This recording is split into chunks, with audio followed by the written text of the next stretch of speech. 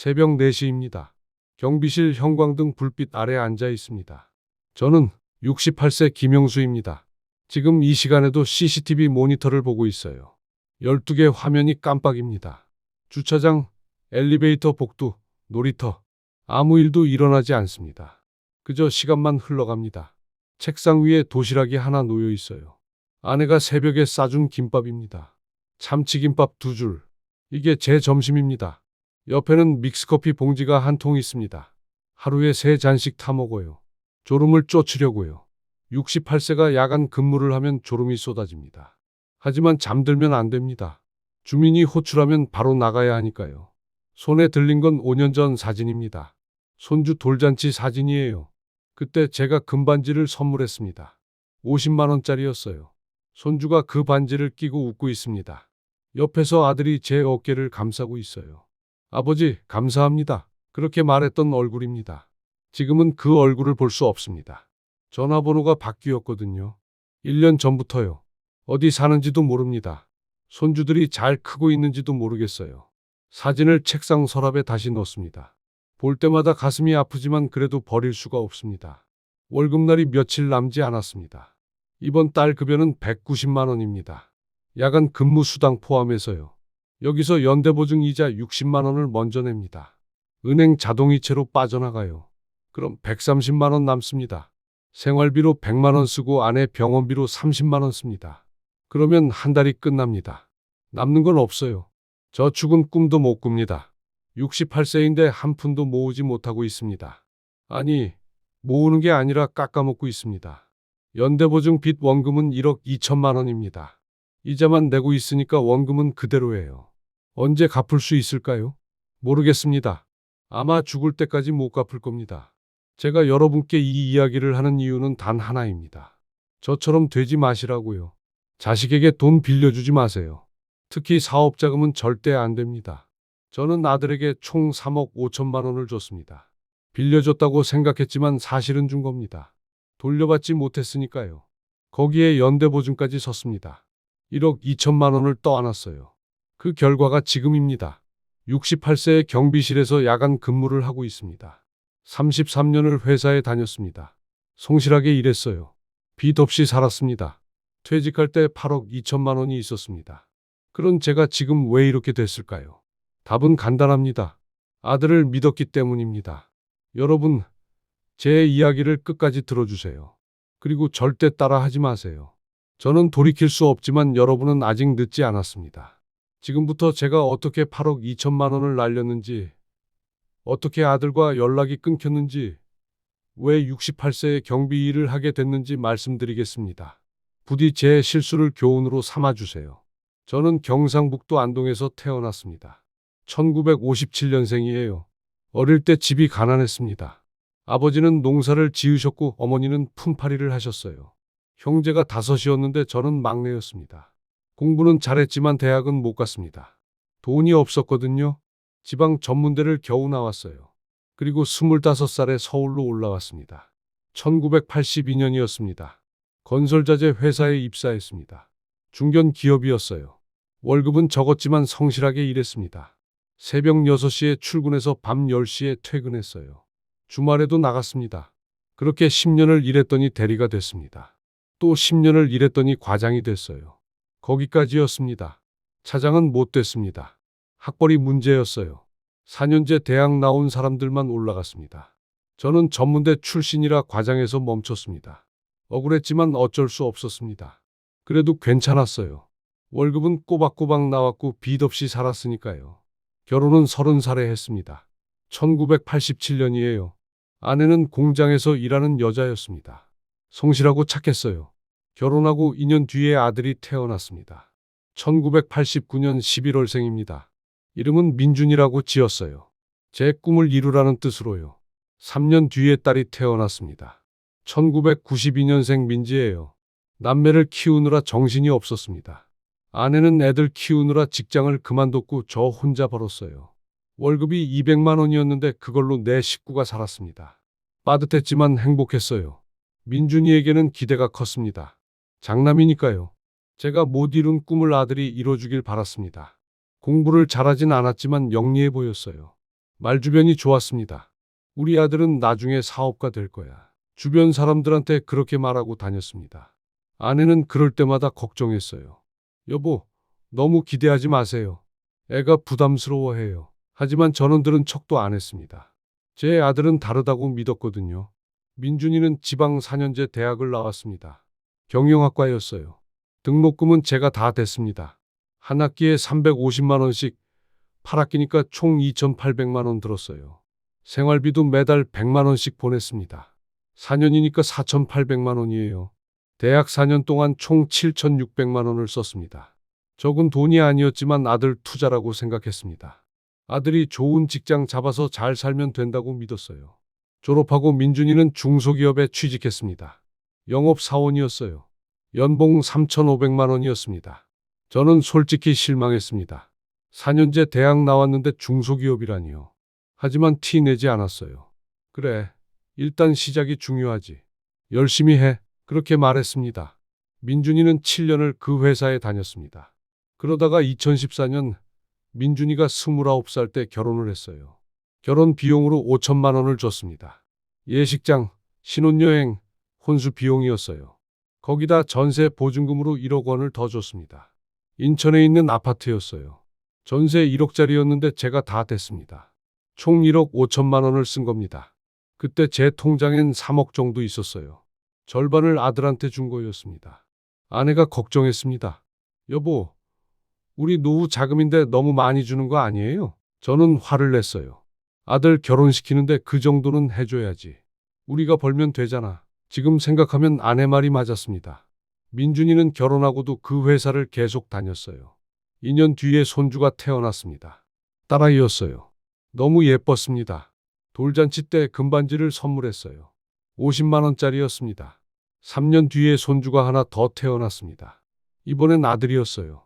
역시 금반지를 줬습니다. 손주들 볼 때가 제일 행복했습니다. 할아버지 하고 달려오면 세상을 다 가진 기분이었어요. 2018년 제가 63세 됐을 때 회사에서 정년퇴직을 했습니다. 33년을 다닌 회사였어요. 퇴직금은 5억 원이었습니다. 생각보다 적었지만 그래도 감사했어요. 거기에 서울 외곽에 있던 아파트를 팔았습니다. 3억 2천만 원을 받았어요. 그리고 경기도 부천으로 이사를 갔습니다. 전세로요. 보증금 1억 5천만 원짜리였습니다. 아파트 판돈 3억 2천에서 전세 보증금 1억 5천을 빼니까 1억 7천만 원이 남았어요. 거기에 퇴직금 5억을 합치니까 총 6억 7천만 원이 됐습니다. 예전에 모아둔 돈 1억 5천을 합치면 8억 2천만 원이었어요. 통장에 8억 2천만 원.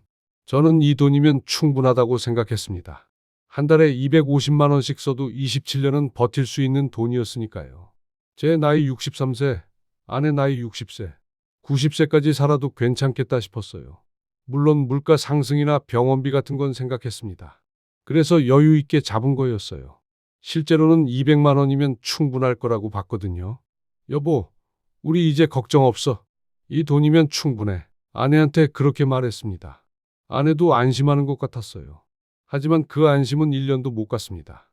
2019년 3월 퇴직하고 딱 1년 뒤였어요. 민준이한테서 전화가 왔습니다. 아버지, 사업 하나 하고 싶은데요. 그 전화 한 통이 제 인생을 바꿔버렸습니다. 2019년 3월 어느 토요일 오후였습니다. 민준이한테서 전화가 왔어요. 주말에 한번 뵈러 가도 되냐고 물었습니다. 목소리가 조금 떨리는 것 같았어요. 반가웠습니다. 요즘 애들이 바빠서 자주 못 보거든요. 언제든지 오라고 했죠. 손주들도 데리고 오라고 했어요. 일요일 오후 2시쯤 민준이가 왔습니다. 혼자였어요. 며느리도 손주들도 없었습니다. 애들은 어디 있냐고 물으니까 집에서 쉬고 있다고 하더군요. 좀 이상했습니다. 거실에 앉았어요. 민준이가 가방에서 종이 뭉치를 꺼냈습니다. 사업 계획서였어요. 온라인 쇼핑몰 사업이었습니다. 주방용품을 수입해서 파는 거였어요. 요즘 온라인 쇼핑몰이 대세라고 했습니다. 코로나 이후로 더 잘 된다고요. 독일제 주방용품이 인기가 많은데 국내에 수입하는 곳이 별로 없다는 거였어요. 친구가 이미 시작했는데 대박났다고 했습니다. 한 달에 순수익이 1,000만 원씩 나온다고요. 저는 계획서를 넘겨봤습니다. 솔직히 잘 이해가 안 됐어요. 온라인이 뭔지, 쇼핑몰이 어떻게 돌아가는 건지. 하지만 민준이 눈빛은 진지했습니다. 회사 그만두고 자기 사업하고 싶다고 했어요. 그 말을 듣는 순간 가슴이 뛰었습니다. 드디어 우리 아들이 사업을 하는구나. 제가 못 이룬 꿈을 아들이 이루는구나 싶었어요. 자금이 얼마나 필요하냐고 물었습니다. 총 4억 5천만 원 필요하다고 했어요. 본인이 7년 동안 모은 돈이 5천만 원 있고 은행 대출 1억 받을 수 있다고요. 그러면 3억이 부족하다고 했습니다. 3억만 빌려달라고요. 1년 안에 갚겠다고, 이자도 드리겠다고 했습니다. 3억. 그 숫자를 듣는 순간 숨이 멎는 것 같았습니다. 제 통장엔 8억 2천만 원이 있었어요. 3억을 빌려주면 5억 2천만 원이 남습니다. 여전히 넉넉한 돈이었죠. 부엌에 있던 아내를 불렀어요. 민준이가 사업한다고 했습니다. 민준이가 다시 설명했습니다. 온라인 쇼핑몰, 주방용품 수입, 친구 성공 사례. 아내 얼굴이 굳었어요. 사업은 위험하다고, 회사 다니는 게 낫지 않냐고 말했습니다. 하지만 민준이는 요즘은 다르다고, 온라인 사업은 안정적이라고, 재고 관리만 잘하면 실패할 수가 없다고 자신 있게 말했어요. 아내가 제 팔을 잡았습니다. 3억은 너무 큰 돈이라고, 우리 노후 자금인데 어떡하냐고 했어요. 맞는 말이었습니다. 하지만 저는 이미 마음을 정했어요. 아들이 하고 싶다는데 해봐야 한다고 생각했습니다. 요즘 온라인 사업 잘 되잖냐고, 뉴스에도 나온다고 말했어요. 아내가 한숨을 쉬었습니다. 그래도 너무 큰 돈이라고 했지만 저는 목소리를 높였어요. 당신은 몰라. 사업은 타이밍이야. 지금이 기회라는데 놓치면 어떡하냐고요. 아내는 더 이상 말하지 않았습니다. 입술만 깨물고 있었어요. 민준이가 일어나서 절을 했습니다. 정말 감사하다고요. 1년만 믿어달라고요. 반드시 성공해서 원금의 이자까지 드리겠다고, 어머니 모시고 해외여행도 보내드리겠다고 했습니다. 그 말이 너무 듣기 좋았어요. 우리 아들 믿는다고, 열심히 하라고 말하며 어깨를 두드렸습니다. 그날 저녁 민준이는 기분 좋게 돌아갔어요. 아내는 말이 없었습니다. 방에 들어가서 나오질 않았어요. 다음 날 월요일, 저는 은행에 갔습니다. 3억을 인출하려고요. 창구 직원이 목돈 인출 용도를 물었습니다. 아들 사업 자금이라고 당당하게 말했어요. 사업 자금이시면 증빙 서류가 필요하다고 했지만 그냥 현금으로 드릴 거라고 했습니다. 직원이 잠시 망설이더니 절차를 진행했어요. 비밀번호를 누르는 제 손이 떨렸습니다. 떨리는 건 기대감인 줄 알았어요. 지금 생각하면 불안감이었습니다. 3억 원을 민준이 통장으로 송금했습니다. 송금 버튼을 누르는 순간 1초쯤 망설여졌어요. 정말 괜찮은 걸까? 하지만 곧 고개를 저었습니다. 아들을 믿어야지. 송금 완료했어요. 민준이한테서 문자가 왔습니다. 입금 확인했다고, 정말 감사하다고, 실망시키지 않겠다고 했어요. 그 문자를 보며 뿌듯했습니다.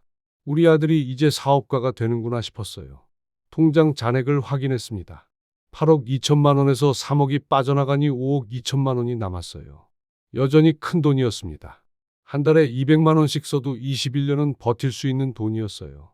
제 나이 64세니까 85세까지는 문제없겠다 싶었습니다. 게다가 1년 뒤면 3억이 다시 들어온다고 했잖아요.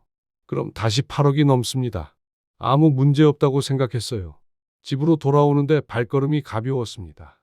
우리 아들이 성공할 거라는 확신이 있었거든요. 현관문을 열었습니다. 아내가 부엌에 있었어요. 등을 보이고 서 있더군요. 3억 보냈다고 말했습니다.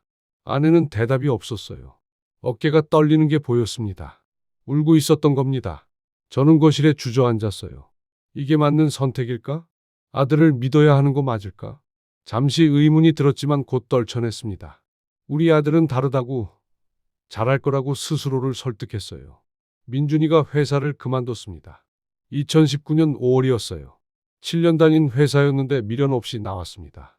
아버지, 이제 제 사업에 집중하겠습니다. 전화로 말하더군요. 목소리에 활력이 넘쳤어요. 사무실도 얻었답니다. 인천 구월동의 작은 사무실이었어요. 월세 150만 원짜리였습니다. 사무실 구경 오세요 해서 한번 갔습니다. 생각보다 작았어요. 10평도 안 되는 것 같았습니다. 책상 2개, 의자 몇 개, 선반에 샘플 제품들이 놓여 있었어요. 아버지, 이게 독일제 프라이팬이에요. 국내 백화점에서 팔면 30만 원인데 저는 15만 원에 팔 거예요. 민준이가 자랑스럽게 보여줬습니다. 온라인이라 마진이 높거든요. 중간 유통 단계가 없으니까요. 그럴듯하게 들렸어요. 좋네. 잘하면 되겠다. 제가 말했습니다. 민준이 며느리도 사무실에 나와서 일을 거들고 있었어요. 아버지, 저도 도와드리고 있어요. 애들은 친정엄마가 봐주세요. 며느리가 웃으며 말했습니다. 가족이 힘을 합치는 모습이 보기 좋았어요. 그해 여름은 조용히 지나갔습니다. 민준이한테 가끔 전화했어요. 사업은 잘 되냐? 네, 아버지. 조금씩 주문이 들어오고 있어요. 걱정하지 말라고 했습니다. 저는 안심했어요. 아들이 잘하고 있구나. 추석 때 민준이네 가족이 왔습니다. 손주들도 컸더군요. 큰애가 벌써 5살, 작은애가 2살이었어요. 할아버지, 하고 달려와서 안겼습니다. 세상을 다 가진 기분이었어요. 그런데 명절 지내고 민준이가 슬쩍 말했습니다. 아버지, 사업이 생각보다 천천히 되네요. 온라인 마케팅 비용이 만만치 않아요. 그래? 얼마나? 물으니까 한 달에 한 200만 원 정도 쓰는데 매출이 그것보다 적을 때도 있어요. 하더군요. 가슴이 철렁했습니다. 그럼 적자 아니냐? 아직은 초기라서요. 6개월만 지나면 괜찮아질 거예요. 민준이가 웃으며 말했어요. 그 웃음이 억지스러워 보였지만 믿고 싶었습니다. 2019년 겨울이 왔습니다. 12월쯤 되니까 민준이 연락이 뜸해졌어요. 전엔 일주일에 한 번씩 전화하더니 이제는 한 달에 한 번 정도만 연락이 왔습니다. 바쁘나 보네. 아내한테 말했어요. 여보, 요즘 민준이 목소리가 이상해요. 뭔가 힘들어하는 것 같은데. 아내가 걱정했습니다. 사업 초기라 그런 거겠지. 괜찮아. 저는 대수롭지 않게 넘겼어요. 하지만 속으론 불안했습니다. 그해 설날도 민준이네가 왔습니다. 2020년 1월이었어요. 그런데 민준이 얼굴이 많이 지쳐 보였어요. 살도 빠진 것 같았고요. 많이 힘드냐? 물으니까 아니에요. 괜찮아요. 했습니다. 며느리 얼굴도 어둡더군요. 뭔가 잘 안 되고 있다는 걸 느꼈어요. 하지만 명절이라 깊게 묻지 않았습니다. 떡국을 먹으면서 민준이가 말했어요. 아버지, 1년 안에 3억 갚겠다고 했는데요. 귀가 쫑긋했습니다. 조금 더 시간을 주세요. 사업이 생각보다 천천히 돼서요. 얼마나 더? 제가 물었습니다. 1년만 더요. 2021년 초까지는 꼭 갚을게요. 민준이가 고개를 숙였어요. 아내가 제 옆구리를 찔렀습니다. 뭔가 말하지 말라는 신호였어요. 저는 한숨을 쉬었습니다. 그래, 알았다. 천천히 해라. 건강이 먼저다. 아버지, 죄송하고 감사합니다. 민준이가 절을 했어요. 그날 밤 아내가 말했습니다. 여보, 3억 못 받는 거 아니에요? 무슨 소리야? 우리 아들이 사기꾼이야? 저는 화를 냈어요. 하지만 가슴 한구석이 불안했습니다. 2020년 2월 코로나가 시작됐습니다. 뉴스에서 난리였어요. 중국 우한에서 시작된 바이러스가 한국에도 퍼졌다고요. 사람들이 마스크를 사재기했습니다. 가게 문을 닫고 집에만 있으라고 했어요. 저는 그때 생각했습니다. 민준이 사업 괜찮을까? 온라인이니까 오히려 잘 되는 거 아닐까? 사람들이 집에서 물건을 주문할 테니까요. 3월에 민준이한테서 전화가 왔습니다. 아버지, 목소리가 떨렸어요. 코로나 때문에 완전히 망했어요. 무슨 소리야? 온라인이 오히려 잘 될 거라고. 재고가 문제예요. 독일에서 주문한 물건들이 창고에 가득한데 안 팔려요. 사람들이 주방용품은 안 사더라고요. 마스크나 손소독제만 사요. 민준이가 울먹였습니다. 그럼 어떡하냐? 재고를 처리해야 하는데 방법이 없어요. 할인해서 팔아도 안 나가요. 창고 월세만 100만 원씩 나가는데. 민준이 목소리가 점점 작아졌어요. 그래서 말인데요. 아버지, 가슴이 철렁했습니다.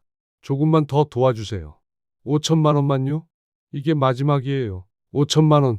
또 돈 이야기였습니다. 민준아, 아버지가 벌써 3억을 줬잖니? 알아요. 죄송해요. 근데 지금 안 버티면 완전히 망해요. 5천만 원으로 재고 정리하고 다시 시작하면 돼요. 다시 시작? 네. 코로나 끝나면 다시 잘 될 거예요. 지금만 버티면 돼요. 민준이가 애원했습니다. 전화를 끊고 아내한테 말했어요. 민준이가 5천만 원 더 달래. 아내가 폭발했습니다. 안 돼요. 절대 안 돼요. 결혼하고 처음 보는 아내의 반응이었어요. 벌써 3억 줬잖아요. 이제 그만해요. 여보, 코로나 때문이잖아. 애가 지금 힘든데. 그게 우리랑 무슨 상관이에요. 사업 실패는 민준이 책임이에요. 아내가 울었습니다. 이러다가 우리 다 거지 돼요. 5억 2천만 원밖에 안 남았는데 또 5천을 주면 4억 7천이에요. 우리 늙으면 어떡하라고요? 맞는 말이었습니다. 하지만 저는 아들을 버릴 수가 없었어요. 5천만 원만 더 주자. 제발. 아내는 등을 돌렸습니다. 알아서 하세요. 나중에 후회해도 몰라요. 그날 밤 저는 잠을 못 잤습니다. 천장만 보고 누워 있었어요. 5천만 원을 줘야 할까? 말아야 할까? 아침까지 고민했습니다. 다음날 민준이한테 전화했습니다. 5천만 원 보내줄게. 아버지, 민준이가 울먹였어요. 정말 감사합니다. 이게 마지막이에요. 다시는 손 안 벌릴게요. 그래, 힘내라. 전화를 끊고 은행에 갔습니다. 5천만 원을 송금했어요. 통장 잔액을 봤습니다.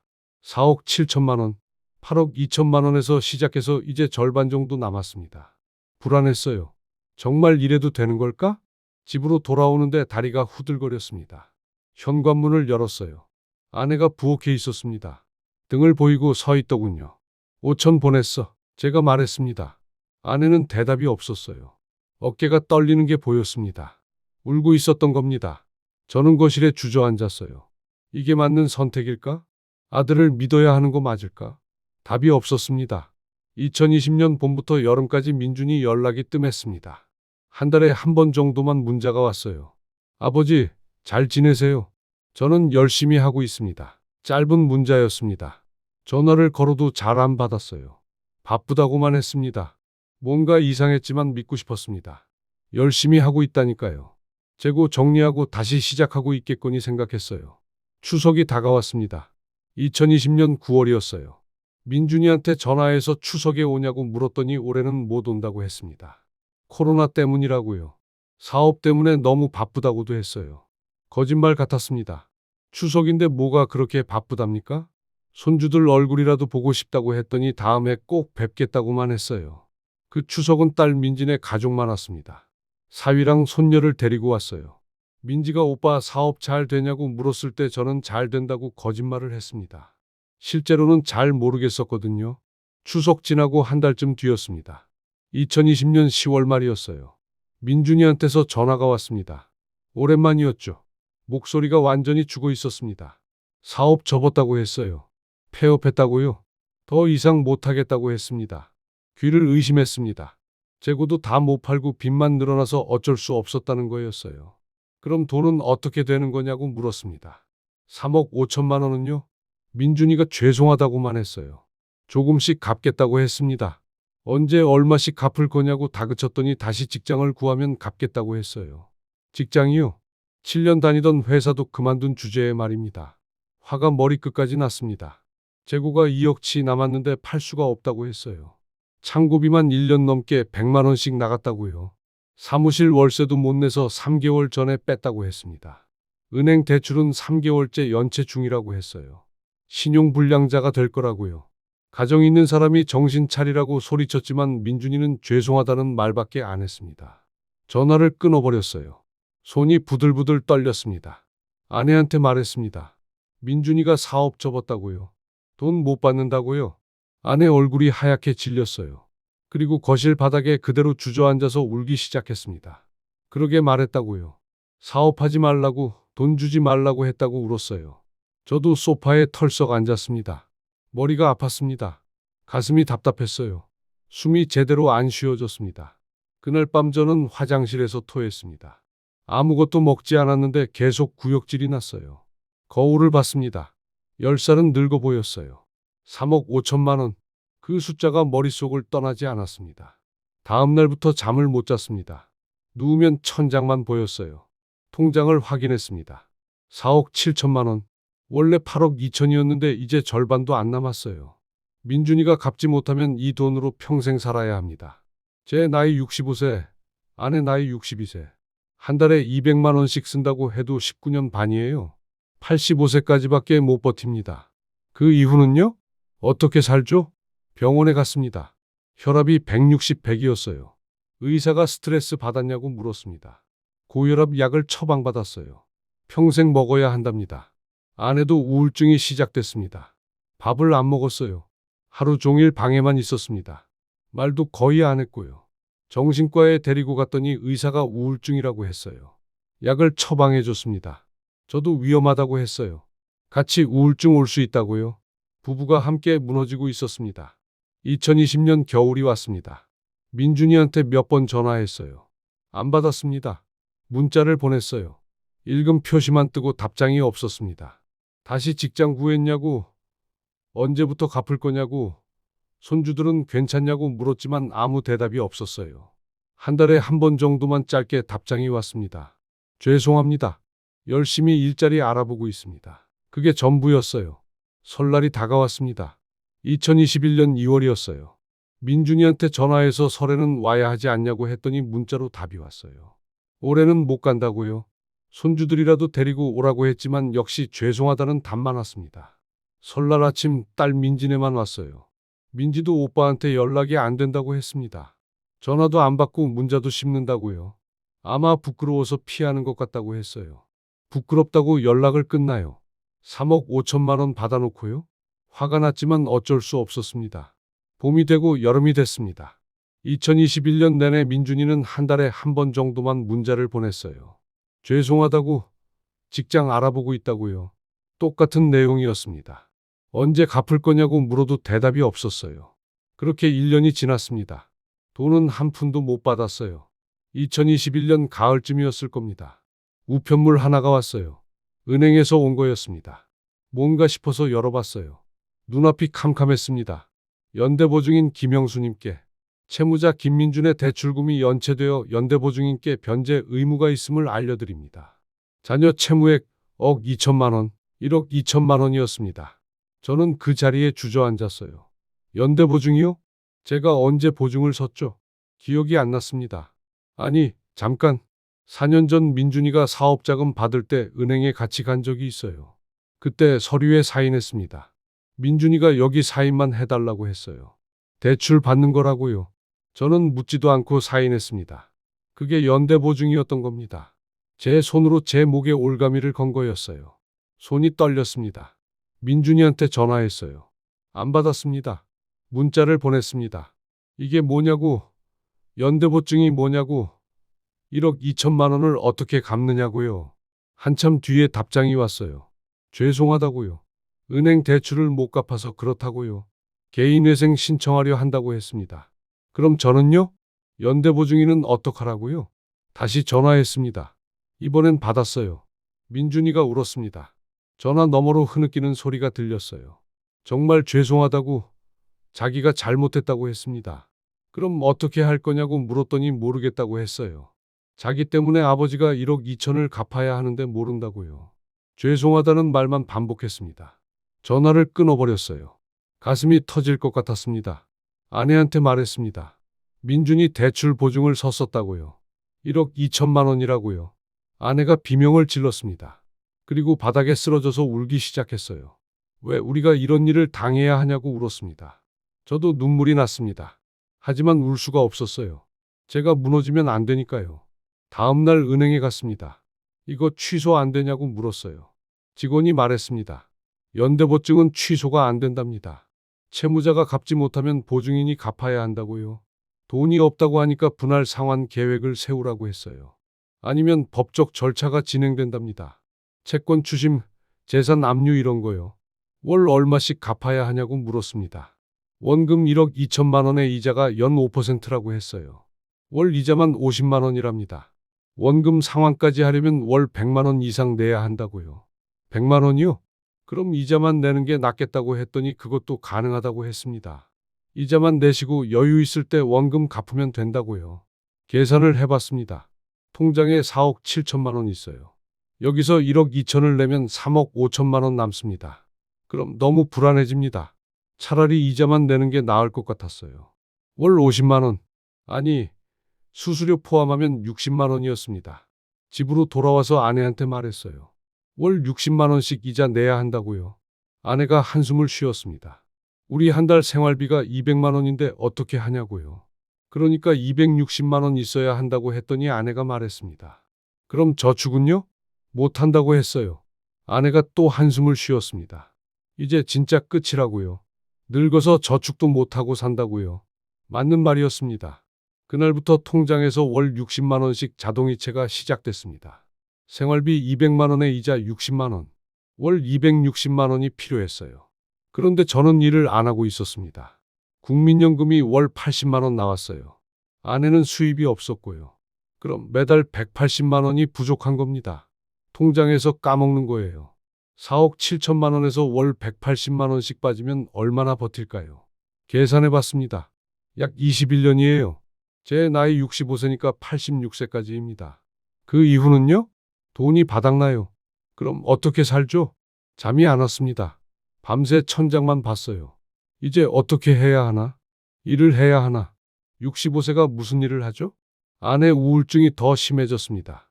약을 먹어도 소용이 없었어요. 하루 종일 누워만 있었습니다. 밥도 거의 안 먹었고요. 저는 아내를 다시 정신과에 데리고 갔습니다. 의사가 약을 더 강한 걸로 바꿔야겠다고 했어요. 그리고 저한테도 스트레스 관리하라고 했습니다. 같이 우울증 올 수 있다고요? 그날 밤 저는 처음으로 울었습니다. 혼자 화장실에 들어가서 소리 죽여 울었어요. 33년을 성실하게 일했는데 왜 이렇게 됐을까요? 빚 없이 살았는데 왜 65세에 1억 2천만 원 빚을 떠안았을까요? 8억 2천만 원이 있었는데 왜 이제 4억 7천만 원밖에 안 남았을까요? 답은 하나였습니다. 아들을 믿었기 때문입니다. 2021년 겨울, 저는 일자리를 알아보기 시작했습니다. 인터넷으로 검색했어요. 고용센터에도 가봤습니다. 하지만 65세 남자를 받아주는 곳이 어디 있겠습니까? 아파트 경비는 이미 대기자가 수십 명이었어요. 청소 일도 마찬가지였습니다. 택배 상하차 같은 건 제 체력으로는 무리였고요. 한 달을 알아보다가 포기했습니다. 그냥 집에서 지내는 수밖에 없었어요. 하지만 통장은 계속 줄어들고 있었습니다. 매달 180만 원씩요? 불안했습니다. 이대로는 안 되겠다 싶었어요. 뭐라도 해야 했습니다. 그러던 어느 날 아파트 앞 편의점에 구인 광고가 붙어 있었습니다. 아침 시간대 아르바이트 구합니다. 오전 5시 30분부터 11시. 주 6일. 시급 1만 원. 새벽 시간이었습니다. 저는 어차피 새벽 5시면 일어납니다. 평생 그 시간에 일어났으니까요. 5시간 반이면 5만 5천 원이에요. 한 달이면 주 6일 기준으로 130만 원 정도 되겠더군요. 많은 돈은 아니지만 그래도 이자 60만 원 내고 70만 원 남습니다. 생활비 보탬이 될 거라고 생각했어요. 편의점에 들어가 점주에게 물어봤습니다. 나이를 말하니 점주가 잠시 망설였어요. 하지만 새벽 시간대는 지원자가 없어서 그런지 일단 한번 해보자고 하더군요. 그렇게 시작했습니다. 65세의 편의점 아르바이트를요. 2022년 1월부터였습니다. 첫 출근 날을 잊을 수가 없습니다. 2022년 1월 3일 월요일이었어요. 새벽 5시 20분에 집을 나섰습니다. 아직 깜깜했어요. 겨울 새벽이라 춥기도 했고요. 편의점까지 걸어서 10분 거리였습니다. 5시 30분 정각에 도착했어요. 점주가 경비복을 줬습니다. 아니, 편의점 유니폼이죠. 빨간색 조끼였어요. 거울을 봤습니다. 65세 남자가 편의점 유니폼을 입고 있었습니다. 이게 제 모습이구나 싶었어요. 점주가 30분 정도 설명해 줬습니다. 계산대 사용법, 물건 진열하는 법, 택배 처리하는 법. 어려운 건 없었어요. 그냥 시키는 대로 하면 됐습니다. 6시에 점주가 퇴근했어요. 이제부터 11시까지는 제 혼자였습니다. 계산대 앞에 섰습니다. 71년을 살면서 제가 편의점 계산대에 설 거라고는 생각해 본 적이 없었어요. 중견 기업에서 33년을 일했던 사람이 말입니다. 새벽 손님들이 들어왔습니다. 출근하는 젊은 직장인들, 야간 근무 끝나고 오는 사람들, 배달 라이더들. 다들 바빠 보였어요. 물건 집어들고 계산하고 인사도 없이 나갔습니다. 저는 그저 바코드 찍고 계산하고 봉투 드리고 그걸 반복했어요. 감사합니다.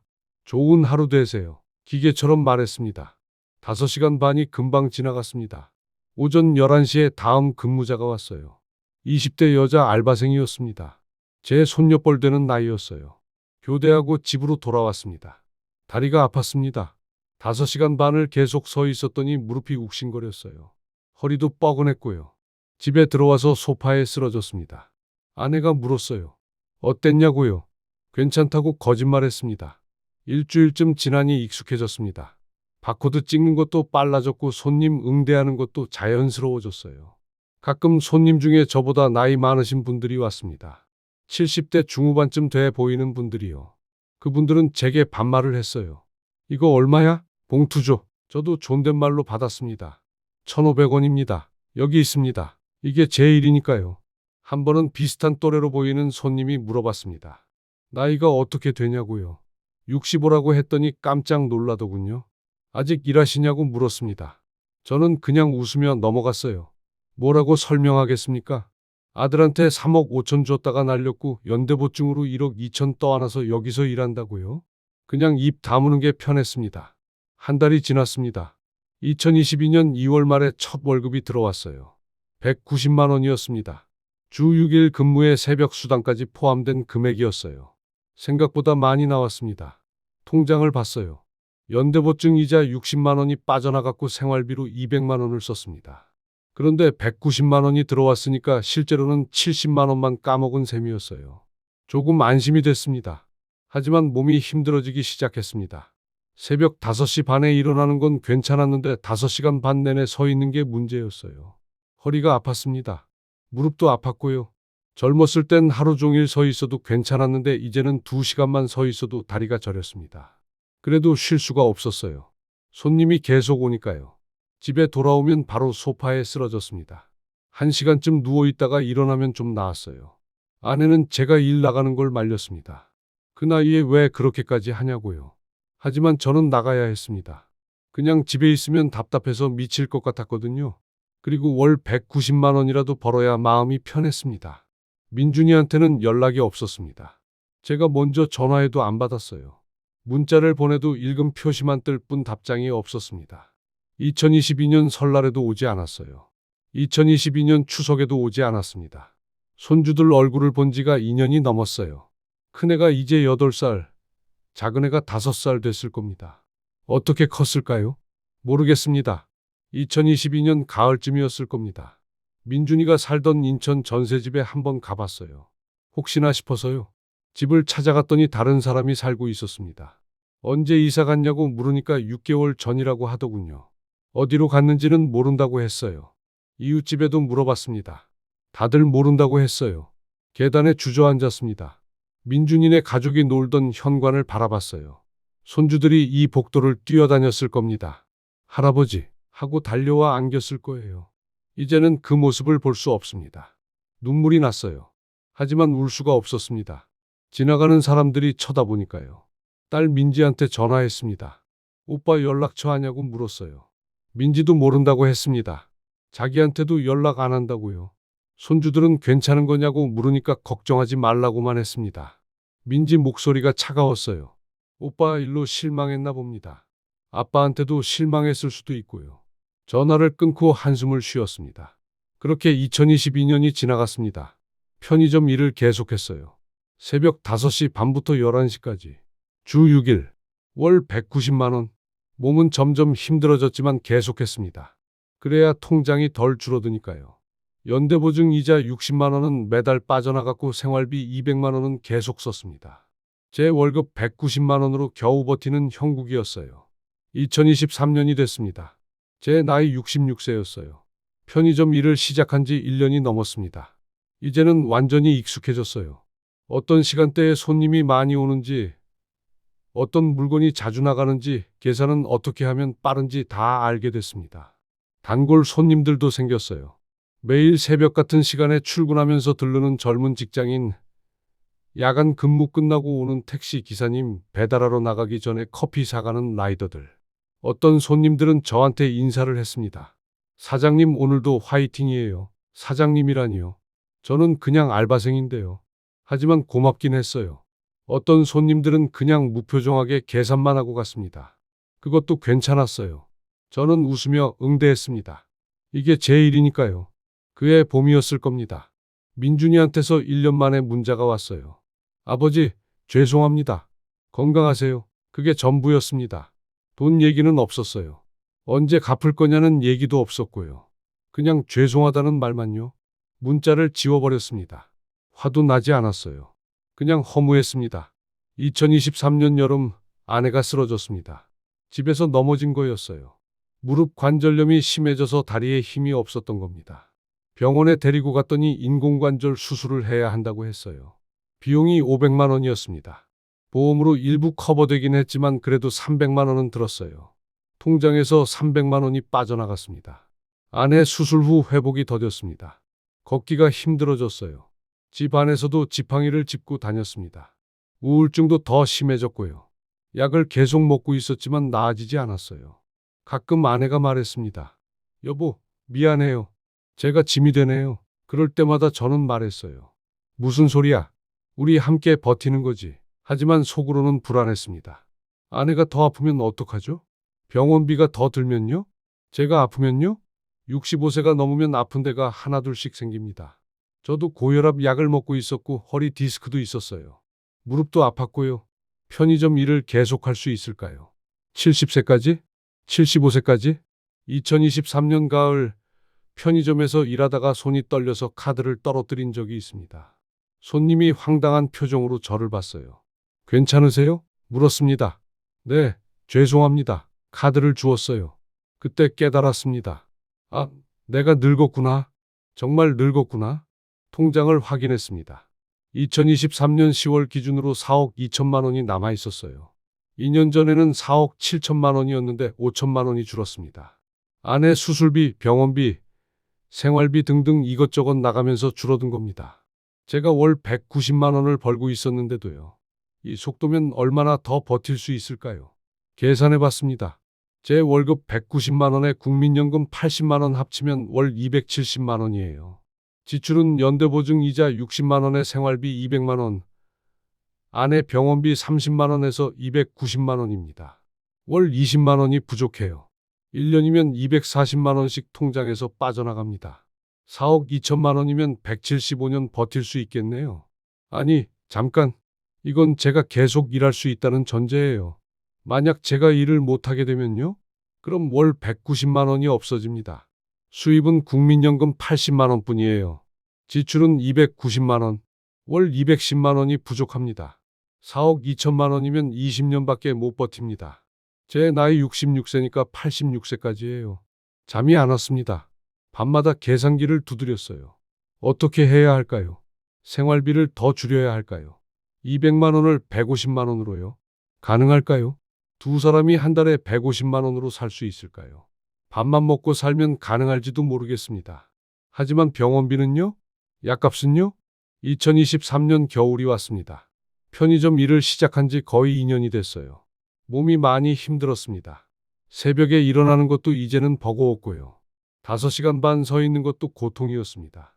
하루는 일하다가 허리가 너무 아파서 잠깐 앉았어요. 마침 손님이 없을 때였습니다. 5분쯤 앉아 있었을까요? 손님이 들어왔습니다. 얼른 일어났는데 다리에 힘이 안 들어갔어요. 비틀거렸습니다.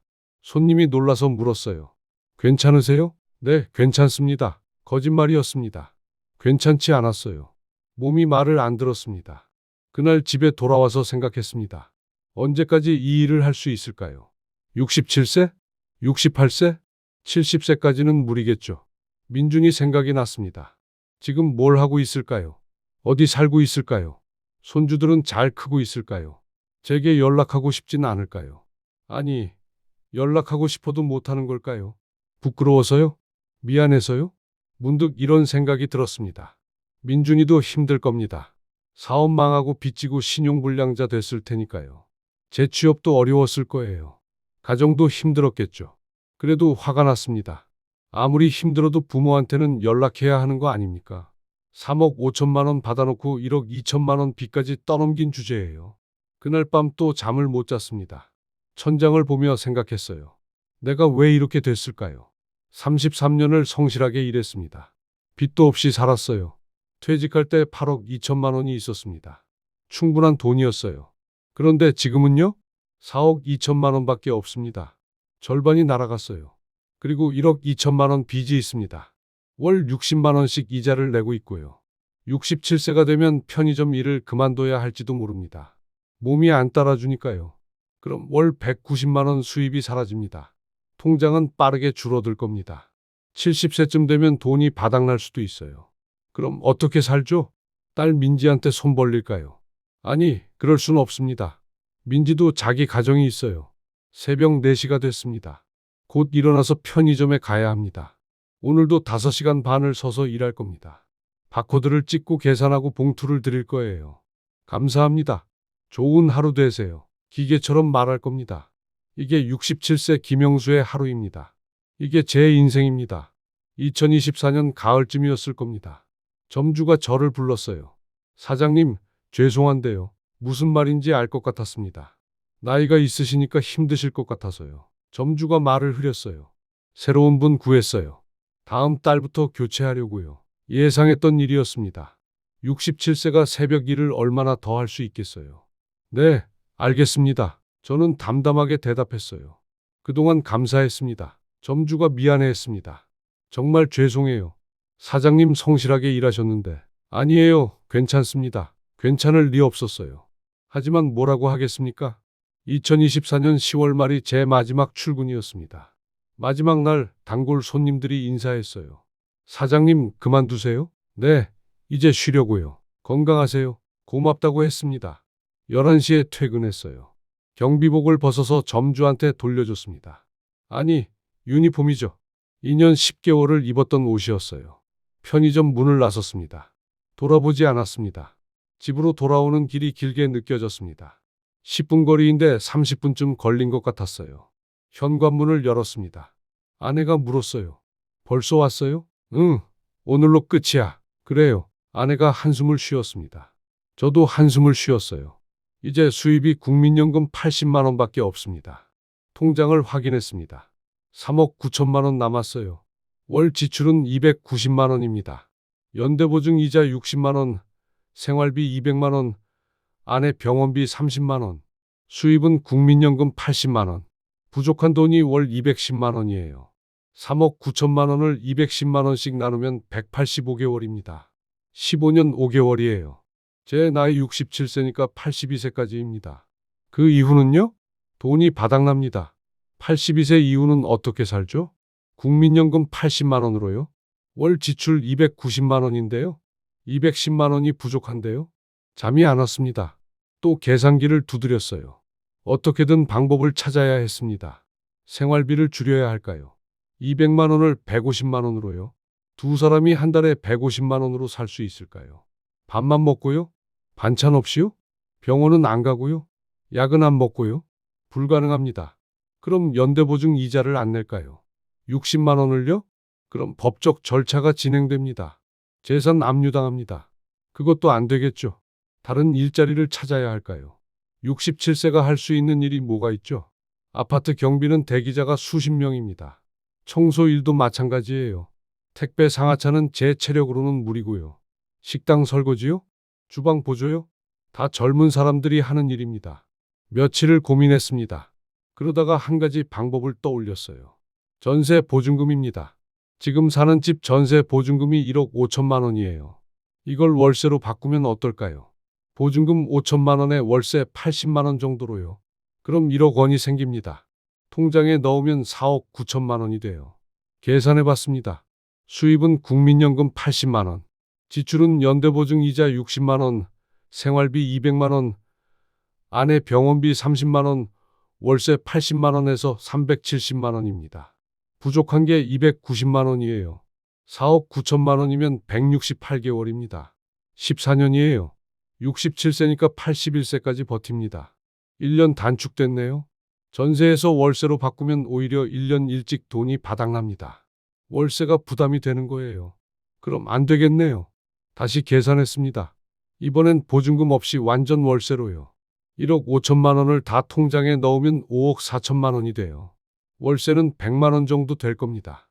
수입 80만 원, 지출 390만 원, 부족한 게 310만 원이에요. 5억 4천만 원이면 174개월입니다. 14년 6개월. 역시 안 되네요. 오히려 더 빨리 돈이 바닥납니다. 전세를 유지하는 게 나았어요. 다른 방법을 찾아야 했습니다. 연대보증 빚을 갚아버릴까요? 1억 2천만 원을요. 그럼 월 60만 원 이자 부담이 사라집니다. 하지만 통장에서 1억 2천만 원이 빠져나가요.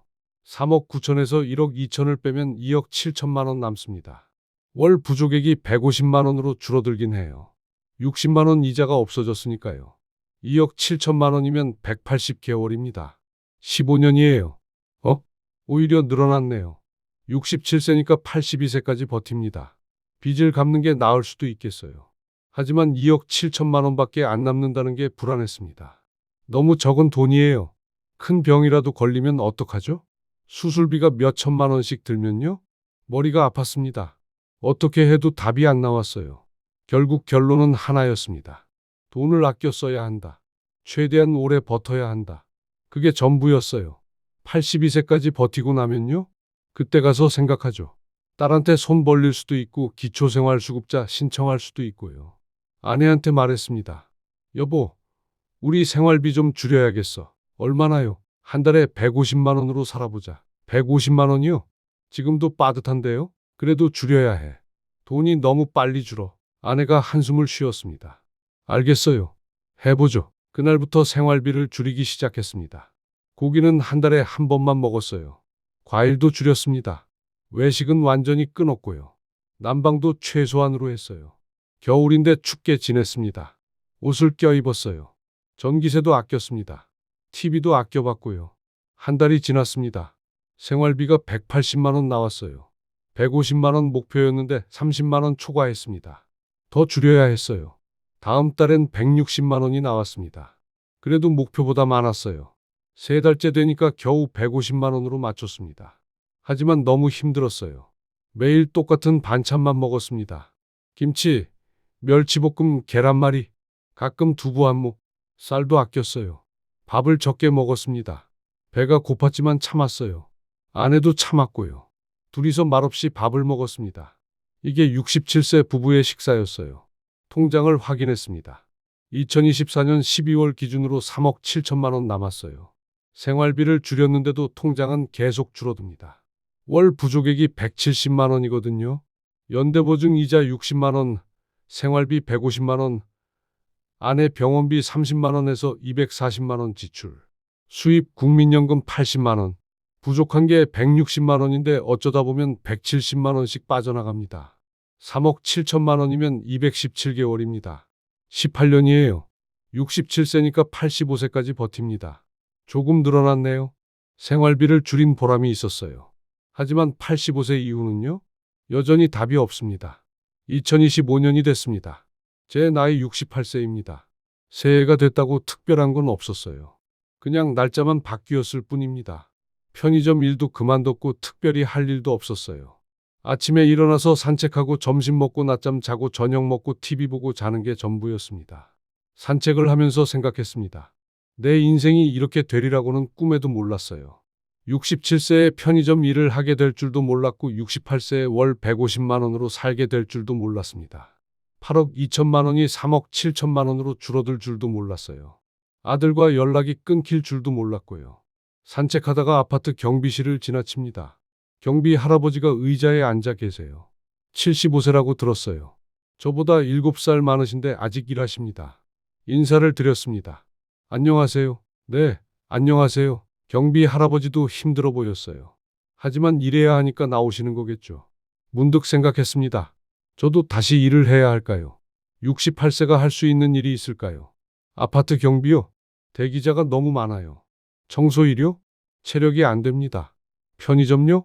이미 잘렸잖아요. 나이 때문에요. 결국 할 수 있는 게 없었어요. 집으로 돌아왔습니다. 아내가 부엌에서 점심 준비를 하고 있었어요. 오늘 반찬은 김치찌개였습니다. 김치만 넣은 찌개예요. 고기는 없었고요. 두부도 없었습니다. 그냥 김치만 끓였어요. 밥상을 받았습니다. 김치찌개, 김치, 멸치볶음. 이게 점심 전부였어요. 맛있게 드세요. 아내가 말했습니다. 응, 잘 먹겠습니다. 저는 숟가락을 들었어요. 김치찌개를 한 술 떠서 입에 넣었습니다. 맵고 짰어요. 하지만 맛있다고 말했습니다. 오늘 찌개 맛있네. 아내가 쓰게 웃었어요. 거짓말 맞았습니다. 식사를 마치고 TV를 켰습니다. 뉴스가 나왔어요. 물가 상승 소식이었습니다. 쌀값이 올랐대요. 전기료도 올랐고요. 가스비도 올랐습니다. 다 오르는데 연금은 안 오른다고 했어요. 한숨이 나왔습니다. 생활비 150만 원으로 버티기가 더 힘들어지겠네요. 통장을 또 확인했습니다. 나쁜 습관이에요. 하루에도 몇 번씩 통장을 봅니다. 잔액을 확인하고 또 확인해요. 마치 숫자가 갑자기 늘어나기라도 할 것처럼요. 하지만 숫자는 늘지 않습니다. 오히려 계속 줄어들어요. 2025년 2월 기준 3억 6,500만 원 남았습니다. 민준이 생각이 났습니다. 5년이 넘었어요. 사업 망한지요. 그동안 한 푼도 갚지 않았습니다. 연락도 거의 없었고요. 1년에 한두 번 짧은 문자만 왔어요. 죄송하다는 말만요. 돈 얘기는 꺼내지도 않습니다. 3억 5천만 원입니다. 저한테서 받아간 돈이요. 거기에 연대보증으로 떠넘긴 1억 2천만 원까지 합치면 4억 7천만 원이에요. 만약 이 돈이 있었다면요? 지금 제 통장엔 8억 3,500만 원이 있었을 겁니다. 3억 6,500에 4억 7천을 더하면요.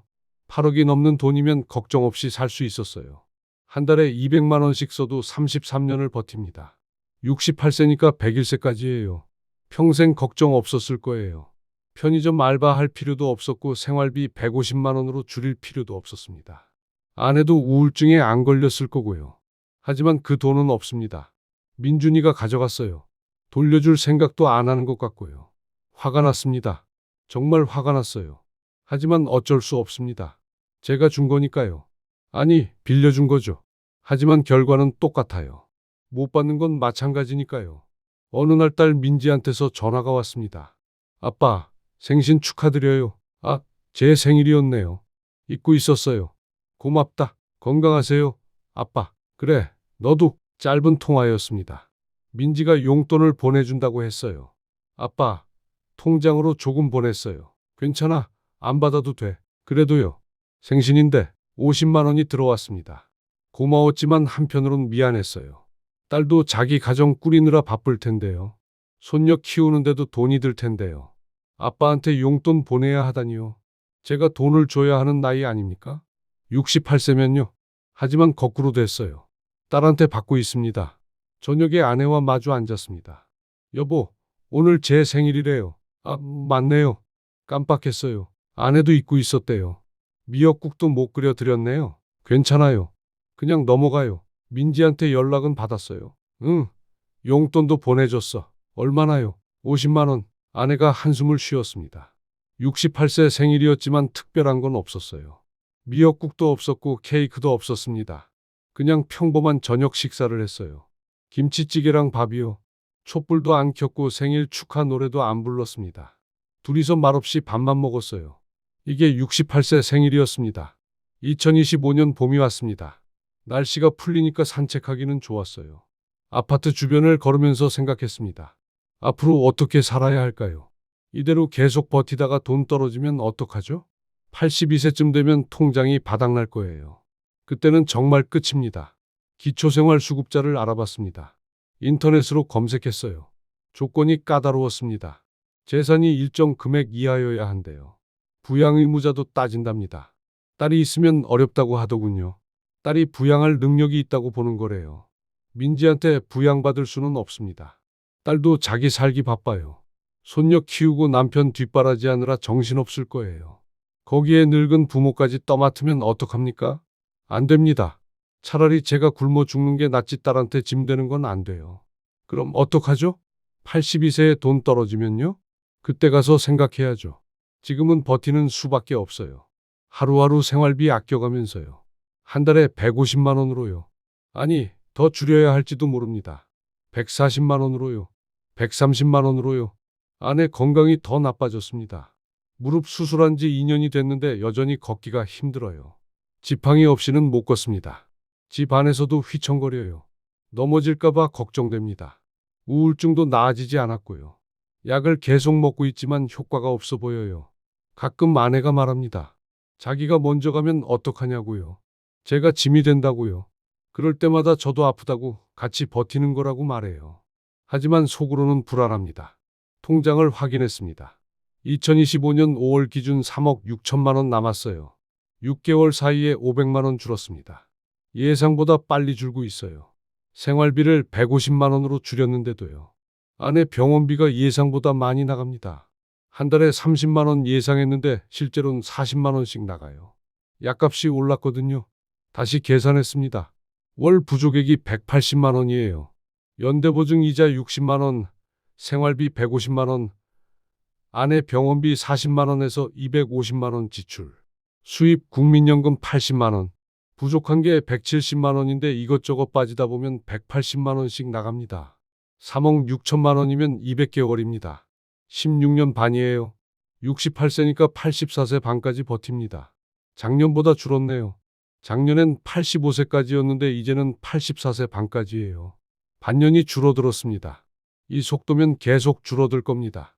내년엔 84세까지가 되고 후년엔 83세 반까지가 될 거예요. 점점 앞당겨집니다. 어느 날 민준이한테서 연락이 왔습니다. 1년 만이었어요. 전화였습니다. 목소리를 들으니 이상했어요. 반가운 건지 화나는 건지 모르겠더라고요. 민준이가 죄송하다고 했습니다. 또 그 말이었어요. 돈은 언제 갚을 거냐고 물었더니 아직은 어렵다고 했습니다. 벌써 5년이 넘었는데 아직도 어렵다고요. 일은 하고 있는데 빚부터 갚아야 해서 그렇다고 했어요. 내 빚은 내가 갚고 아버지 돈은 언제 갚느냐고 다그쳤더니 역시 죄송하다는 말만 했습니다. 손주들은 잘 있냐고 물었습니다. 잘 있다고 했어요. 학교는 잘 다니냐고 물었더니 그렇다고 했습니다. 할아버지 보고 싶어 하냐고 물었어요. 잠시 침묵이 흘렀습니다. 그러더니 아이들은 할아버지 기억 잘 못한다고 했어요. 어릴 때 봤으니까요. 가슴이 아팠습니다. 지금 어디 사냐고 물었습니다. 경기도라고만 했어요. 어디냐고 다시 물었더니 말씀드리기 어렵다고 했습니다. 왜 말 못하냐고 했더니 또 죄송하다는 말만 했어요. 민준이가 울었습니다. 전화 너머로 흐느끼는 소리가 들렸어요. 저도 눈물이 났습니다. 하지만 참았어요.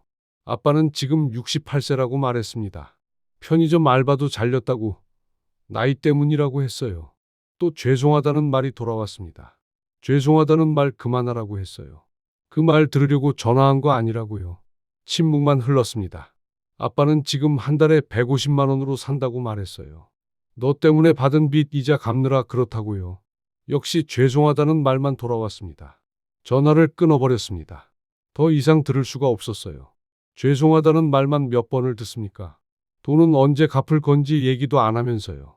핸드폰을 내려놨습니다. 손이 떨렸어요. 아내가 민준이한테 전화 왔냐고 물었습니다. 왔다고 했어요. 뭐래냐고 물으니까 죄송하다고 했다고 말했습니다. 아내가 한숨을 쉬었어요. 이제 민준이 얘기는 하지 말자고 상처만 받는다고 했습니다.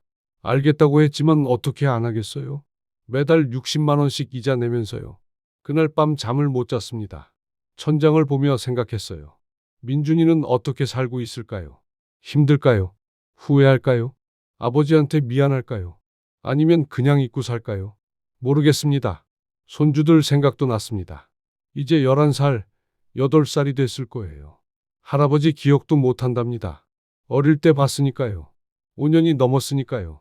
당연하죠. 아이들 기억에 저는 없을 겁니다. 슬펐습니다. 새벽이 됐습니다. 시계를 봤어요. 4시 반이었습니다. 예전 같으면 편의점 출근 준비할 시간이에요. 하지만 이제는 안 나갑니다. 잘렸으니까요. 나이 때문에요. 68세는 새벽 일을 못 한답니다. 몸이 안 따라주니까요. 일어나서 거실로 나왔습니다. 창문을 열었어요. 새벽 공기가 차가웠습니다. 아파트 단지가 조용했어요. 가로등만 켜져 있었습니다. 저 멀리 편의점 불빛이 보였어요. 제가 일하던 곳이었습니다. 지금쯤 새 알바생이 일하고 있겠죠. 젊은 사람이요. 한숨을 쉬었습니다. 이게 제 인생입니다. 68세 김영수의 인생이요. 33년을 성실하게 일했지만 결국 이렇게 됐어요. 8억 2천만 원이 있었지만 절반 이상 날렸습니다. 아들을 믿었다가요. 지금은 3억 6천만 원으로 버티고 있어요. 84세 반까지 버틸 수 있는 돈이요. 창문을 닫았습니다. 다시 방으로 들어갔어요. 아내가 자고 있었습니다. 약 먹고 자니까 코를 골더군요. 저는 소파에 앉았습니다. 그리고 생각했어요. 앞으로 어떻게 살아야 할까요? 이대로 계속 버티면 될까요? 84세 이후는요? 정말 모르겠습니다. 여러분께 말씀드립니다. 저는 지금 68세입니다. 아파트 경비도 아니고 편의점 알바도 아닙니다. 그냥 집에 있어요. 할 일이 없습니다. 아침에 일어나서 산책하고 점심 먹고 낮잠 자고 저녁 먹고 TV 보고 자는 게 전부예요. 이게 제 하루입니다. 통장에는 3억 6천만 원 남았습니다. 5년 전에는 4억 7천만 원이었어요. 1억 1천만 원이 줄었습니다.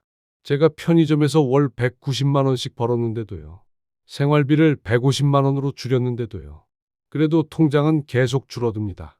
매달 180만 원씩요? 이 속도면 84세 반에 돈이 바닥납니다. 그 이유는 어떻게 살아야 할지 모르겠어요. 딸한테 손 벌릴까요? 기초생활수급자 신청할까요? 아니면 그냥 굶어 죽을까요? 진짜 모르겠습니다. 아들 민준이는 여전히 연락이 없습니다. 1년에 한두 번 짧은 문자만 와요. 죄송하다고요. 하지만 돈은 한 푼도 안 갚았습니다. 5년이 넘었는데요. 3억 5천만 원을요? 거기에 연대보증 빚 1억 2천만 원까지요. 총 4억 7천만 원입니다. 만약 이 돈이 있었다면 제 통장엔 지금 8억이 넘게 있었을 거예요. 그럼 걱정 없이 살았겠죠. 한 달에 200만 원씩 써도 33년을 버티니까요. 101세까지요. 평생 걱정 없었을 겁니다. 하지만 그 돈은 없어요. 민준이가 가져갔으니까요. 제가 여러분께 이 이야기를 하는 이유는 단 하나입니다. 저처럼 되지 마시라고요. 자식에게 돈 빌려주지 마세요. 특히 사업자금은 절대 안 됩니다. 빌려준 돈은 준 돈입니다. 돌려받을 생각하지 마세요. 저는 민준이를 믿었습니다. 우리 아들이 사업가가 될 거라고 믿었어요. 온라인 쇼핑몰이 대박 날 거라고 믿었습니다. 1년 안에 3억을 갚을 거라고 믿었어요. 하지만 다 거짓말이었습니다. 아니, 거짓말은 아니었겠죠. 민준이도 진심이었을 거예요. 하지만 현실은 달랐습니다. 사업은 망했고 돈은 날아갔어요. 민준이는 연락을 끊었습니다. 저는 1억 2천만 원 빚까지 떠안았고요. 매달 60만 원씩 이자를 내고 있습니다. 이게 제가 아들을 믿은 대가입니다. 여러분, 제 이야기를 꼭 기억해 주세요. 그리고 절대 따라하지 마세요. 자식이 사업한다고 하면 말리세요. 돈 달라고 하면 거절하세요. 냉정하게 들릴 수도 있습니다. 하지만 그게 맞습니다. 자식은 다시 벌 수 있어요. 젊으니까요. 하지만 우리는 다시 모을 수 없습니다. 늙었으니까요. 저는 65세에 편의점 알바를 시작했습니다. 시급 1만 원짜리요. 새벽 5시 30분부터 11시까지 일했어요. 주 6일요. 몸이 너무 힘들었습니다. 허리도 아프고 무릎도 아팠어요. 하지만 월 190만 원이 필요했습니다. 연대보증 이자 내려고요. 67세에 잘렸습니다. 나이 때문에요. 점주가 미안해했지만 어쩔 수 없었어요. 68세가 새벽 일을 하기엔 무리였으니까요. 지금은 집에만 있습니다. 할 일이 없어요. 국민연금 80만 원으로 버티고 있습니다. 부족한 돈은 통장에서 빠져나가고요. 아내는 우울증에 무릎 관절염까지 있습니다. 약을 계속 먹고 있어요. 병원비가 한 달에 40만 원씩 나갑니다. 제 고혈압 약값도 3개월에 5만 원씩 들고요. 둘 다 아픈 노인입니다. 서로 의지하며 살고 있어요. 손주들은 5년 넘게 못 봤습니다. 민준이가 어디 사는지도 모르겠어요. 전화번호는 알지만 연락해도 소용없습니다. 죄송하다는 말만 들으니까요. 손주들이 할아버지 기억도 못한답니다. 너무 어릴 때 봤으니까요. 슬픕니다. 딸 민지는 가끔 용돈을 보내줍니다. 50만 원씩요? 고맙지만 미안해요. 68세 아버지가 딸한테 용돈 받는 게 말이 됩니까? 거꾸로 됐어요. 제가 딸한테 줘야 하는데요. 하지만 줄 돈이 없습니다. 이제 여러분께 제가 배운 교훈을 말씀드리겠습니다. 꼭 기억해 주세요. 첫째, 빌려준 돈은 준 돈입니다. 특히 자식한테 빌려주는 돈은요. 돌려받을 생각하지 마세요. 저는 3억 5천만 원을 빌려줬습니다. 5년이 넘었는데 한 푼도 못 받았어요. 앞으로도 못 받을 겁니다. 이미 포기했어요. 여러분도 빌려주는 순간 포기하세요. 그게 마음 편합니다. 둘째, 자식 사업은 90%가 망합니다. 성공하는 10%는 원래 잘하는 사람들이에요. 우리 자식이 그 10%라는 보장이 없습니다. 사업 계획서가 그럴듯해 보여도 믿지 마세요. 친구가 성공했다는 말도 믿지 마세요. 1년 안에 갚겠다는 말도 믿지 마세요. 다 거짓말입니다. 아니, 거짓말은 아니지만 현실은 다릅니다. 셋째, 연대보증 절대 서지 마세요. 자식이라도요. 아니, 자식이니까 더 위험합니다. 망하면 연락 끊기 쉬우니까요. 저는 연대보증으로 1억 2천만 원을 떠안았습니다. 매달 60만 원씩 이자 내고 있어요. 원금은 엄두도 못 냅니다. 평생 이자만 낼 것 같아요. 여러분은 절대 사인하지 마세요. 넷째, 노후 자금과 자식 지원의 경계를 명확히 하세요. 3억, 5억을 쉽게 생각하지 마세요. 그건 여러분 15년, 20년 생활비입니다. 자식은 다시 벌 수 있어요. 젊으니까요. 실패해도 재도전할 수 있습니다. 하지만 우리는 다시 모을 수 없어요. 늙었으니까요. 65세가 3억을 어떻게 다시 모읍니까? 불가능합니다. 다섯째, 효도는 기대하지 마세요. 돈 줬다고 효도하지 않습니다. 오히려 미안해서 피해요. 제 아들처럼 연락 끊습니다. 저는 3억 5천만 원을 줬지만 5년째 연락이 없어요. 명절에도 안 와요. 손주들도 못 봐요. 이게 현실입니다. 기대하면 상처만 큽니다. 여섯째, 배우자 말을 들으세요. 아내가 처음부터 반대했습니다. 사업하지 말라고, 돈 주지 말라고요. 하지만 저는 안 들었어요. 제 고집대로 했습니다. 결과가 이거예요. 아내는 우울증에 걸렸고 저는 편의점 알바를 했어요. 배우자가 불안해하면 그건 신호입니다. 진지하게 들으세요. 일곱째, 한 번 잃으면 다시 못 모읍니다. 저는 8억 2천만 원이 있었어요. 지금은 3억 6천만 원밖에 없습니다. 4억 6천만 원이 날아갔어요. 이 돈을 다시 모을 수 있을까요? 불가능합니다. 68세가 어떻게 4억을 모아요? 일도 못 구하는데요. 여러분, 노후 자산은 늘리려 하지 말고 지키는 데 집중하세요. 한 번 잃으면 끝입니다. 이 7가지를 꼭 기억하세요. 제가 8억 2천만 원을 날리며 배운 교훈입니다. 33년을 성실하게 일하고 빚 없이 살았는데도 한순간에 무너졌어요. 아들을 믿었다가요. 여러분은 부디 저와 다른 노후를 보내세요. 자식 사업 투자하지 마시고 연대보증 서지 마시고 노후 자금 지키세요. 배우자 말 들으시고 냉정하게 선을 그으세요. 그게 여러분과 자식 모두를 위한 길입니다. 저는 지금도 후회합니다. 매일매일요. 4년 전 그 순간으로 돌아갈 수 있다면 절대 3억을 안 줄 겁니다. 민준이가 울며 매달려도 안 줄 거예요. 아내 말을 들을 겁니다. 하지만 시간은 되돌릴 수 없습니다. 지금 시간은 오후 3시입니다. 거실 소파에 앉아 있어요. 창밖을 보니 아이들이 놀이터에서 놀고 있습니다. 초등학생들이에요. 학교 끝나고 나온 것 같아요. 제 손주들도 저렇게 놀고 있을까요? 어디선가요? 아내가 방에서 나왔습니다. 낮잠 자고 일어난 거예요. 여보, 저녁 뭐 먹을까요? 아무거나요. 김치찌개 어때요? 좋아요. 또 김치찌개네요. 어제도 김치찌개였는데요. 하지만 뭐라고 하지 않았습니다. 돈을 아껴야 하니까요. 통장을 또 확인했습니다. 나쁜 버릇이에요. 하루에도 몇 번씩 봅니다. 3억 6천만 원. 숫자는 변하지 않았어요. 당연하죠. 몇 시간 사이에 변할 리 없잖아요. 하지만 계속 확인하게 됩니다. 불안해서요. 84세 반까지 버틸 수 있는 돈입니다. 16년 반 남았어요. 적지 않은 시간이죠. 하지만 그 이후는요? 16년 반 뒤는요? 생각하고 싶지 않습니다. 민준이 생각이 났습니다. 지금 뭘 하고 있을까요? 일은 구했을까요? 빚은 갚고 있을까요? 가족은 잘 지내고 있을까요? 저한테 연락하고 싶진 않을까요? 궁금합니다. 하지만 알 수 없어요. 손주들 사진을 꺼냈습니다. 5년 전 사진이에요. 돌잔치 때 찍은 거요. 이제 11살, 8살이 됐을 텐데요. 어떻게 컸을까요? 키도 많이 컸겠죠. 얼굴도 많이 변했겠고요. 보고 싶습니다. 정말 보고 싶어요. 하지만 볼 수 없습니다. 어디 사는지도 모르니까요. 민준이가 말 안 해줘요. 전화번호는 알지만 찾아갈 수는 없습니다. 환영받지 못할 게 뻔하니까요. 그냥 사진으로만 보는 수밖에 없어요. 저녁이 됐습니다. 김치찌개가 끓고 있어요. 아내가 밥상을 차렸습니다. 김치찌개, 김치, 멸치볶음. 늘 먹는 반찬들이에요. 마주 앉았습니다. 잘 먹겠습니다. 맛있게 드세요. 숟가락을 들었어요. 밥을 먹으면서 생각했습니다. 이게 68세 부부의 저녁 식사구나. 이게 제 노후구나. 33년을 일했는데 결국 이렇게 됐구나. 8억이 넘는 돈이 있었는데 절반 이상 날렸구나. 아들을 믿었다가요. 하지만 후회해도 소용없습니다. 이미 지나간 일이에요. 되돌릴 수 없어요. 이제는 그냥 버티는 수밖에 없습니다. 3억 6천만 원으로요. 84세 반까지요. 그 이유는 그때 가서 생각하죠. 식사를 마쳤습니다. 설거지를 하고 TV를 켰어요. 드라마가 나오네요. 아내와 함께 봤습니다. 말없이요. 드라마 속 사람들은 행복해 보였어요. 웃고 떠들고요. 부러웠습니다. 밤 10시가 됐습니다. 여보, 자요. 네, 자요. 약을 먹었어요.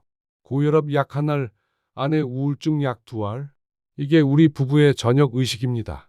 침대에 누웠어요. 불을 껐습니다. 어둠 속에서 생각했습니다. 내일은 어떤 하루일까요? 오늘과 똑같겠죠. 아침에 일어나서 산책하고 점심 먹고 낮잠 자고 저녁 먹고 자는 거예요. 모레도 마찬가지일 거고요. 내년도 그럴 거예요. 이게 제 남은 인생입니다. 특별한 일 없이 하루하루 버티는 거예요. 통장 잔액 보면서 불안해하고 아들 생각하면서 화내고 손주들 그리워하면서 우는 거예요. 이게 68세 김영수의 삶입니다. 여러분, 마지막으로 다시 한번 말씀드립니다. 저처럼 되지 마세요. 자식에게 큰돈 빌려주지 마세요. 사업자금은 절대 안 됩니다. 연대보증도 절대 서지 마세요. 노후 자금은 지키는 게 최우선입니다. 자식은 다시 벌지만 우리는 다시 못 모읍니다. 자식은 젊지만 우리는 늙었습니다. 자식은 시간이 있지만 우리는 시간이 없습니다. 이걸 꼭 기억하세요. 저는 실패했습니다. 아들을 너무 믿었고 아내 말을 안 들었고 냉정하지 못했어요. 그 대가를 지금 치르고 있습니다. 68세에 월 150만 원으로 살면서요. 84세 반까지 버틸 수 있는 돈으로요. 여러분은 성공하세요. 냉정하게 선 그으시고 노후 자금 지키시고 행복한 노년 보내세요. 자식과 적당한 거리 유지하시고 배우자와 의논하시고 신중하게 결정하세요. 제 이야기가 여러분께 도움이 됐으면 좋겠습니다. 저 같은 실수하지 마세요. 부디 행복한 노후 보내시길 바랍니다. 지금까지 68세 김영수였습니다. 들어주셔서 감사합니다.